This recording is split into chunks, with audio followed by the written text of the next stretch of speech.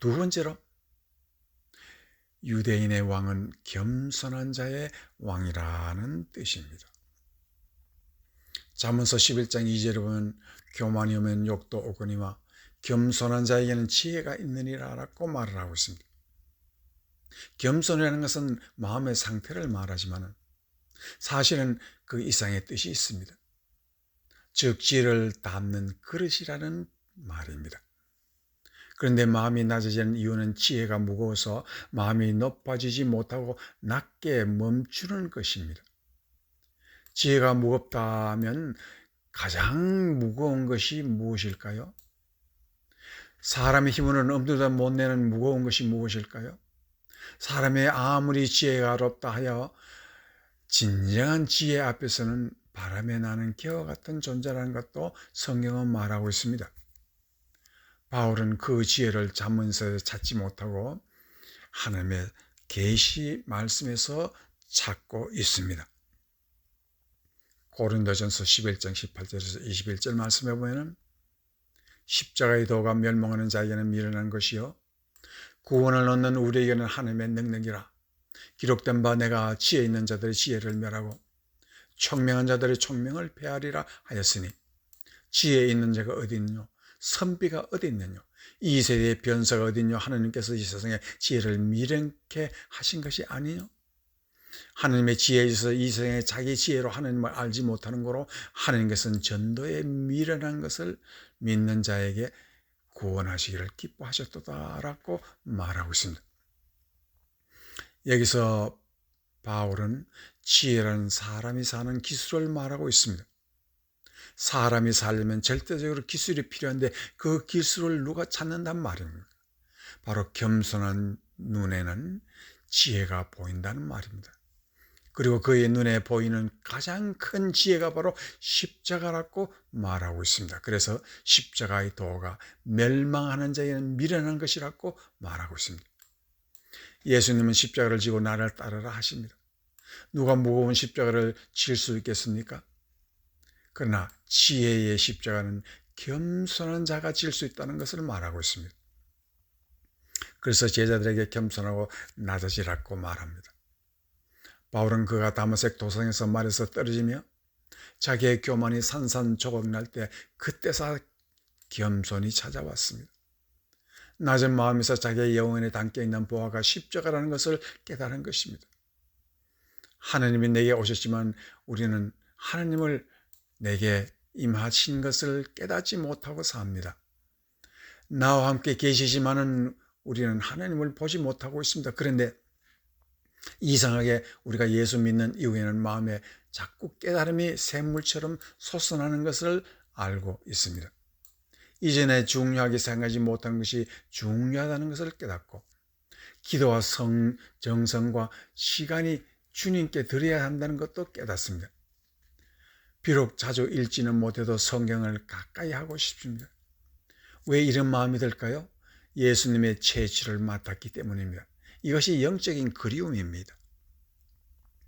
사도행전 17장 26, 27절에 보면은 인류의 모든 족속을 한 혈통으로 만드사 온 땅에 거하게 하시고 저희의 연대를 정하시며 거주의 경계를 한하셨으니 이는 사람으로 하나님을 혹 더듬어 찾아 발견케 하려 하심이로되 그는 우리 각 사람에서 멀리 떠나 계시지 아니하도다라고 말을 하고 있습니다. 하나님을 혹 더듬어 찾는다는 말은 하나님이 가까이 계셔도 채취도 나는 것 같기도 하고 또한 어디에 계신 것 같은데 손이 닿지 않는다는 것입니다. 더듬어 그래서 감각으로 찾는다는 것을 말하고 있습니다. 마치 숨바꼭질을 하는 같이 멀리 계시지 않지만은 가까이도 보이지 않는다는 뜻입니다. 이와 같이 하나님은 가까이 계시지만 우리가 찾지 못하는 이유는 우리에게 다른 뜻이 있습니다. 그래서 하나님 앞에 손을 내밀고 예수님을 찾고자 하면 하나님께서는 십자가를 내밀고 계십니다. 왜 교회는 청탑에 십자가가, 성경에도 십자가가, 강단에도 십자가가, 우리의 마음에도 십자가가 있어야 하는 것입니까? 그 이유는 하나님의 손을 잡고 싶으면 십자가부터 잡으라는 것입니다. 십자가를 잡고 인생의 깊은 골짜기에서 올라오라는 것입니다. 절망의 구덩텅이에서 올라오라는 것입니다. 길 찾지 못해 캄캄한 밤을 헤맬 때 십자가 잡고 따라오라는 것입니다. 그 이유는 십자가가 아니면 우리는 겸손을 또한 지혜를 찾을 수 없기 때문입니다. 십자가를 잡으면 다른 끝에는 예수님이 계신다는 뜻입니다. 빌립보서 2장 6에서 8에 보면은 그는 근본 하나님의 본체시나 하나님과 동등됨을 취할 것으로 여기지 아니하시고 오히려 자기를 비워 종의 형체를 가져 사람들과 같이 되었고 사람의 모양으로 나타나셨으며 자기를 낮추시고 죽기까지 복종하셨으니 곧 십자가에 죽으심이라. 예수님이 마지막으로 이 땅에 머무신 곳이 십자가이기 때문입니다. 그래서 부활하신 주님의 손에는 못 박힌 자국이 있습니다.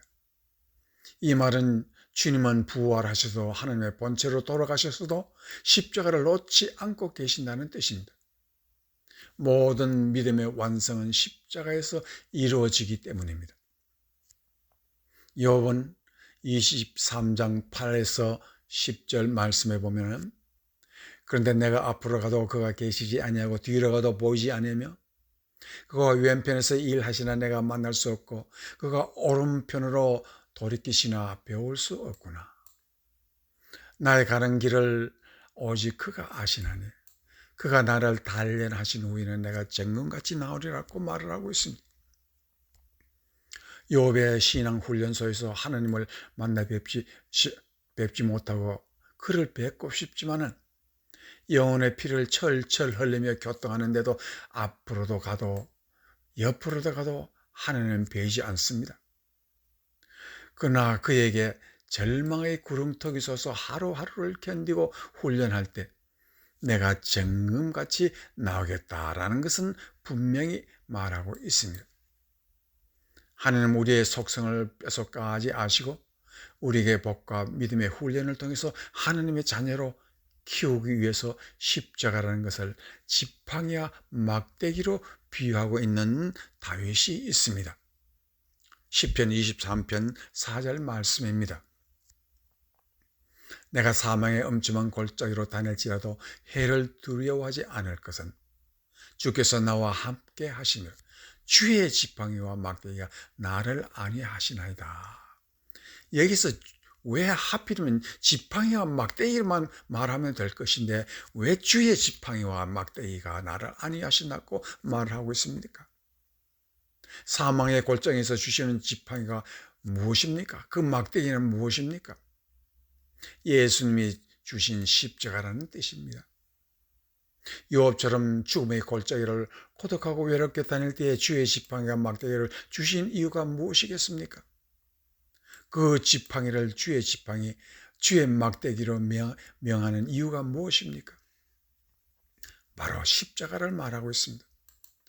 주님의 마음은 겸손하셔서 그가 가신 삶의 골짜기에서 예수님도 십자가를 잡고 그 길을 가셨다는 말입니다. 이러한 면에서 예수님은 십자가를 통해서 하나님을 알게 하시고 축복을 알게 하시고 마지막으로 죄를 깊이 깨닫게 하신다는 뜻입니다. 예수님이 죄를 알지 못해도 죄로 만드시는 이유는 죄가 많이 있어서 죄를 스스로 깨닫지 못한 우리가 영혼의 골수까지 십자가를 들고 살아갈 때 우리의 마음속에 그 죄를 보혈로 씻으라는 뜻으로 십자가를 놓지 않고 살라는 것입니다. 그러지 않고 어떻게 거룩한 아버지의 나라에 들어갈 수 있겠습니까? 다윗은 그 슬프고 고된 삶의 여정은 죄에 씻는 것임을 알고 십자가라는 죄의 막대기와 지팡이를 잡고 죄를 씻는 일에 성공한 사람이기 때문에 시편 23편 5, 6절에서 그는 담대하게 다음과 같은 말씀을 하고 있습니다.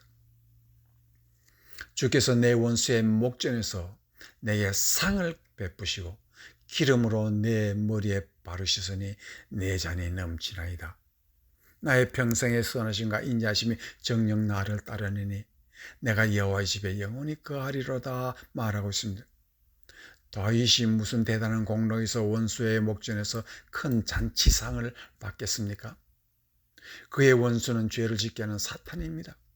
사탄 앞에서 죄를 짓는 사항을 받고 더욱 성령의 기름 부음을 받고 여호와 집에 영원히 거하는 특권까지 받은 사람입니다.